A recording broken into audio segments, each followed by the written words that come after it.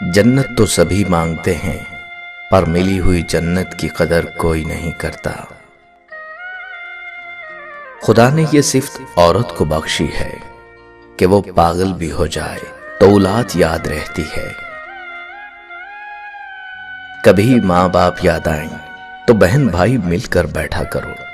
किसी के चेहरे पर माँ मुस्कुराती नजर आएगी तो किसी के लहजे पर बाप। फिर तेरे गम को छुपाने का बहाना ढूंढा, फिर किसी कब्र पे जा बैठे बड़े बहन किए।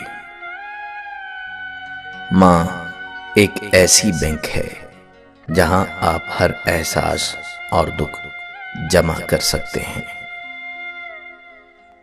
अपने वालिद से हम कलाम रहो, यूं वो बूढ़ा जवान रहता है। ममता की तारीफ ना पूछो, चिड़िया सांप से लड़ जाती है। आईना देखकर खुश हैं मेरी आंखें बेहद, आईना देखकर खुश हैं मेरी आंखें बेहद। मेरे चेहरे में मेरी माँ की मुशाहबत भी है। माँ से मोहब्बत करो, क्योंकि माँ की परेशानी देखकर अल्लाह ताला ने सफा मरवा को हज का रुकन बना दिया। कुछ पल बैठा करो अपने बुजुर्गों के पास, हर चीज गूगल से नहीं मिला करती। रौनक माँ बाप से ही होती है। उनके जाने के बाद चाहे जितनी भी आसाइशें हों, चेहरे पे यतीमी आ ही जाती है।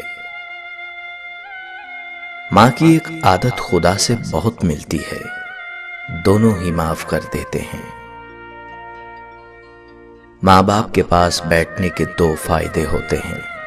एक, आप कभी बड़े नहीं होते, दूसरा वो कभी बूढ़े नहीं होते।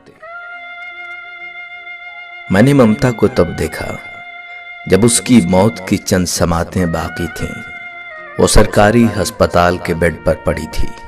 सांप ने काटा था, जहर चढ़ने से दांत गिर चुके थे। डॉक्टर आया तो करीब होने का इशारा किया। डॉक्टर ने जब कान करीब किया तो कहने लगी, सस्ता टीका लगाना, मेरे बेटे की जेब खाली है।